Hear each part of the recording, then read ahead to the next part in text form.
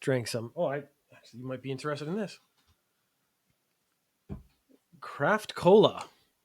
This is by a company called Polka. It's Spice Factory. I don't know what any of that means. It's quite good. It's really the main reason I wanted to try it is because it's only 4 calories and it's not done with like too many chemicals. It doesn't have that, diet cola chemical aftertaste. That's why I don't drink diet colas. So I've been very happy about that. Found a new drink, satisfies my, dirty cravings. I'm about to burp. I apologize thoroughly for that. Since this isn't part of anything that I don't really know where to start, I thought I'd do some extra stuff. The first thing is something I've done on the website many, many times. And I thought people might enjoy seeing it. Because I actually used to basically take these pictures and then write up a big thing. I don't think I'm going to be able to speak the way I write it. Because the way I wrote it was very it was fake. And that was the whole point. That was the joke. Let me just get this up on screen. So up here on screen, I would like to introduce you to one of the more conceptually odd jobs I have come across in Japan. This might be Toshi the cop. It might be his job. Toshi the cop is a character that I created in the last Ninja News Japan. I created him as the placeholder for all police officers who are vaguely inept and bullied by their coworkers. So I just figured this is Toshi. Toshi's job is to be the one who has to do the things that no one else wants to do. Like in this case, lay out the underwear. So this is something I talked about, and it was hard for people to understand because this isn't something that happens in other countries. You see the big drug ones. We're actually going to get to one of those later. You see the big lays, the police, they raid a thing, they find guns, they find drugs, and they lay those out on tables, and it looks massive and terrifying. Japan has different problems. There is a gun one. I actually have a gun one in the file somewhere, but I only chose about 6 for today. See how this goes, how popular it is. Japan has a lot more problems with underwear theft. As you can see on the screen right now, underwear theft is noticeable. This is from one guy. So you look at this massive room has been completely covered in a blue tarp. Now the blue tarp is the standard. If you are going to go with the traditional laying out of things recovered from crime scenes, you're going to do it on a blue tarp. You're going to get a gym, or I assume this isn't a gymnasium, but it's some kind of a conference center or culture center where they have big rooms.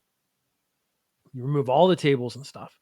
You lay down blue tarps, and then you have to lay out the underwear. So there's a couple of things that strike me when I look at this. One, so you can actually see they're numbered, and that's because they probably come from different piles. I assume they don't know whose is whose. But one of the things I found out recently is that if you... So I'm a viewer. I've had my underwear stolen, and I watch the news, and I'm like, hey, check out lot 11 there. Let's see if I can zoom in on that and not break the picture. Oh my God, lot 11, that incredibly plain white bra, that's my bra. You can then call the police in whatever area you are from and say, hey, that's my bra in lot 11. I'm assuming, do they have to prove it? Is there a way you could prove it? I could call up and just say, this is all my underwear. It's all been stolen from me. And they just give me, because they can't prove it's not.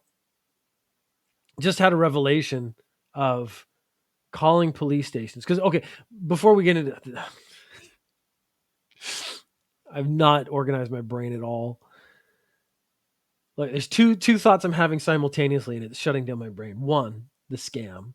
I call up the police and say, this is my underwear. It's all my underwear. And then I open a shop and sell the underwear.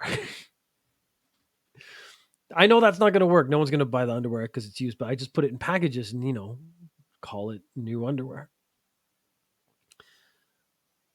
But then the thing I found out is that if you call up the police and say, like, yes, in lot 11, that white bra is my bra, you can claim it and get it back. And then that set me on this whole thing, like, there's no way anyone claims this stuff. No one wants it back. Do they? If my underwear was stolen, now I understand I'm not in the same situation as a woman who's had her underwear stolen. If I had my underwear stolen and I saw it on the news, I wouldn't want it back. The only reason I would want it back would be to make sure it gets destroyed. But again, way more work than it's worth. So I just wouldn't be doing that. And okay, let's just take a look at the underwear. There's a couple of things. So this underwear is going unclaimed. It's really should just be thrown out. So the display here is a little weird. Now, I have noticed something already, and I don't know if you've noticed the same thing. If you look at the picture, now I look up back in this corner and I go down, you'll notice Toshi, the police officer, he's lined up all the black underwear, and he's actually done quite a good job of sort of lining it up all the way through. He's got a strip of black and gray underwear here, a strip of black underwear. I think that's underwear there. The lighter panties are all together. And we actually have some sort of granny panties down here, and then some sort of more exciting black underwear there, and a little more almost the boyish types that girls wear. I don't know. I don't know my names for underwears. That's actually something I'm going to have to apologize for. I suppose I should have taken the time to study women's underwear more thoroughly so I could, name these by type. Perhaps if you, the viewer, wanted to fill me in on the different types of underwear, that would be fine.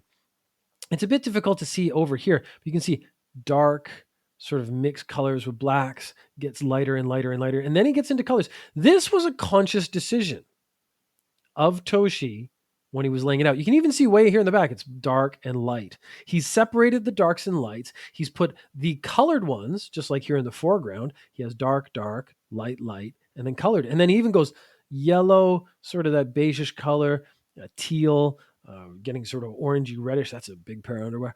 And then a very vivid red set off to the side. He's separated bras and panties. I don't know if these line up. They don't seem to, because that's a very bright red one there in the middle, and there's no matching set over there. I'm not 100% sure these are. Usually this would be the thing it was kept in. Like the underwear thief would have kept them in some sort of package or bag. If you'd seen Ninja News Japan, I think it was a couple weeks ago, you would have actually seen that he was stealing shoes and keeping them in boxes, but he was keeping them in Gundam boxes, adding another layer of just odd weirdness to it.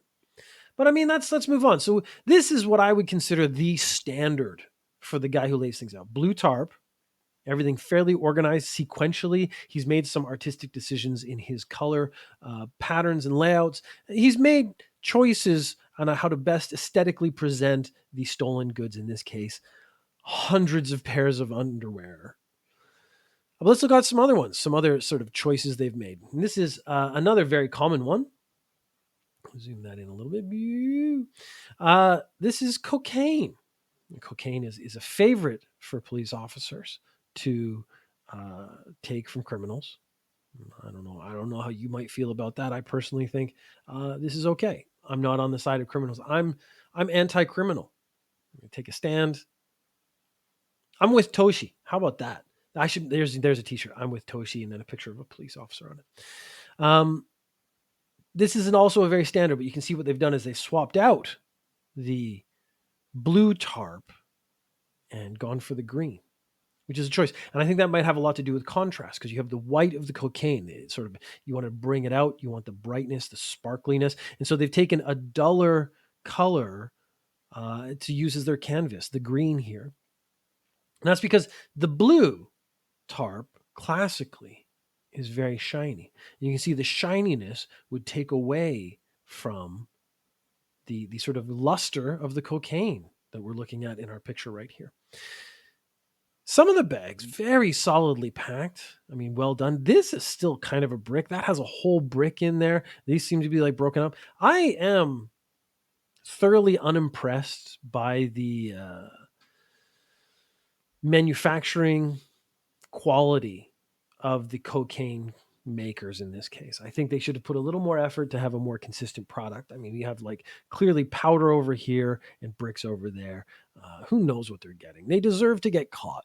I mean, at this point, that's just I'm offended. I'm offended by what I'm seeing right here. Thank God Toshi the cop is taking the time. Now, there's a secondary thing. He doesn't seem to have laid them out in any sort of particular order, as in like, here are the smooth bags, and then works his way over to the chunkier bags, which I would have liked to see. So I actually don't believe this is Toshi himself. This might be an apprentice. This might be someone who has followed up, learned the trade, as it were. And if you're going to start someone at the bottom, cocaine is really where you're going to start, because it's a very common drug to get large collections of when the customs do make a raid of some sort. They do get a lot of cocaine. It's a good practicing thing. It's always coming in baggies. It's a good start. I mean, you don't want to start someone out in underwear where they have to make a lot of decisions and get confused, and they look at the underwear and they get excited and distracted, and then who knows what's going to go on after that. We don't want that at all. Now here, you can see they've leveled up. They've a far more consistent amount of spacing. I'm far more impressed by this. This is another seizure of cocaine, obviously. They have gone back to the traditional blue tar, but not a shiny one. They've made sure it's a dull one that isn't that reflective, because they're going to be taking pictures. They're going to be taking pictures of this whole room, just like the picture you're looking at right now. They take pictures of this whole room. You don't want the flash. You don't want the reflective. The bags that the cocaine is in is already reflective to a degree. So you got to be careful. If you had the bags flashing and the background, the blue tarp itself flashing, I mean, that's just a recipe for disaster. What you're looking at is really just a sparkly effect for the cocaine. And that's actually going to promote it. Kids are going to see it. They're going to see the sparkly cocaine, and they're going to be like, well, that sound looks great. It's like a sparkly Pokemon. I want that up my nose. And that's not what we're here to promote. So they've tried to dull it down, make it look less exciting, try to bring it back to reality. That this is it's just powder. No one wants just powder. I mean, you don't want powder. You want a pizza. You don't want flour. This is powder. You want it made into a delicious dough that you can put some sauce on and eat it as pizza. This isn't pizza. Nobody wants this. That's what they're saying with this image. That's what I'm getting. And Toshi has taken the time. I do like that the spacing between the bags here is fairly consistent. I would have preferred sort of a more flattened, because you can see these are flat. They're inconsistent. That's very sort of down at the bottom. That was a very full bag. I would have shoved those ones to the back. There's sort of a puffy one here in the middle. Oh, there's a really puffy one. Just to make it, more aesthetically pleasing. Maybe have the smooth ones in the front, like sort of around here in the edge, around the corner, if this is where the photographers are going to be. And then the bumpy ones in the middle to give it some texture, to make it seem like a flowing ocean of cocaine that we, the police, have very effectively captured from the streets and made the world a safer place. Oh, I mean, cocaine is the theme of the day. You can see this in katakana, actually just says cocaine. And there's some kanji. These are stimulants of another type. I need someone else who's better at kanji to read it. Now, in our previous picture, there is no one to be seen here. That is how confident they are. I actually think this, with the two police officers in the background, they're sending a slightly different message. Like, the world's still dangerous. Yes, we've taken all these drugs off the streets, but the world's still a dangerous place. You can see down here it says 2 tons. This, though, they've done something very exciting. These are bricks, and the bricks have been stacked 1, 2, 3, 4, maybe about 5 high, and then laid out. Now, that actually, imagine how impressive it would be. I don't know how big the room they're in is, but I'm betting it's not big enough. If they laid each one of these out side by side, like little soldiers in a nose candy army, it would have filled up the room. They wouldn't have been able to walk in there. Those police would have been pushed out in the sea of cocaine that was on the floor in front of them. And they've done another nice thing, a really nice thing. Down here, this one for reference. This is 1 brick of cocaine. This is what we've captured. It's a stack of 5 or 6 high, and it goes back into the distance. Oh, it's a beautiful thing. Toshi has really taken his time to give, again, impact. That's what these pictures are all about. It's about impact. It's about showing the people that something significant has happened and has been done. Oh, get that down there. Okay, so now we've gotten back again to sort of a more traditional crime. The only reason I brought this one up is you can see in the background again, sort of like I was saying to the previous picture. You have the individual items in the front. This gives you a sense of what's going on. I do like that they're numbered. So you have 2632 here is this sort of plaid, orange, white, red combination. And then right behind it, 2631. That's a blue number with a sort of a lacy frill attached to the front. I do enjoy this blue one over here with the flowers on it. I might be claiming that one for myself. Irrelevant. What we're actually looking though is again, you can actually reference it by number. I could call up the police and say, hey, 2631, that's mine. That's my bra. I'd like my bra back. Actually, now I've said that out loud. No, I don't. No, I don't want my bra back. That's disgusting. This is from another panty thief. What we do is we have the sea of bras in the front. But then in the back, you can see the bags and bags. These are trash bags full in containers that they were kept in. This almost seems like an incomplete demonstration. Like they've laid these ones out. They haven't even gotten to these because there are so many to be gotten to. It's the chaos is what Toshi's trying to show us. The chaos of the world, that no matter how many bras we reclaim from the hands of a criminal, there are always more out there that we are still hunting for, that the police, they do not sleep, they do not give up. They are constantly on the search for their Moby Dick of the final bra to be torn from the hands of someone who is just straight up creepy. This level here, I'm interested in what that is. So we have, this is on the floor. This to me actually implies that maybe this part's covered in tatami. This might be a judo or like kendo dojo. So this part's tatami and this part's wood floor.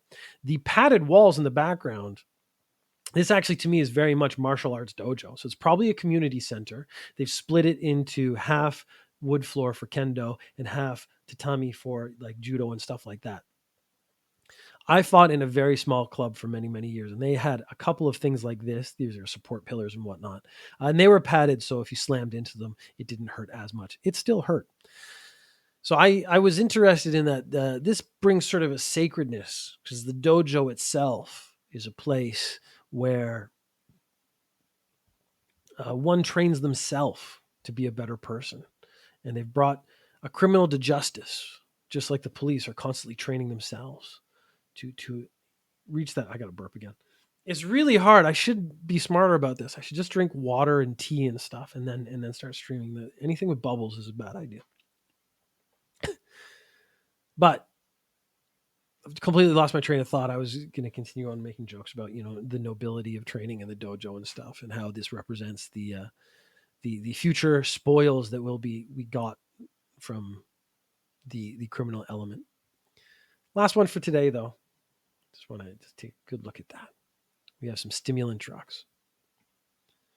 And the way they were smuggling the drugs was in a can of peanut butter. This was interesting. I didn't ever think about could you bring peanut butter, probably supposed to be sealed, across the border? Because the dogs might not be able to sniff the drugs through the peanut butter. That's what they're trying to do. I did notice that each one of these is looks very clean. Now, I don't think Toshi pulled them out of the peanut butter, licked them off, and then put them on the table. I think probably they were covered in sort of a plastic bag. There's something over here in the corner. I can't see what it is. I assume it's some kind of packaging of some sort. But again, you can see what they've done is this on the blue tarp. Is that going to be effective? Is it going to bring out, because the colors seem kind of dull. So they went with a flat matte green, and that seems to be one of the big differences. The green is sort of a flat color, and the blue is sort of a richer, brighter, shinier color, both having their own contrasts. I think what they really want to do is make the orange of this pop. So they have the orange of the pills, the orange of the can of peanut butter.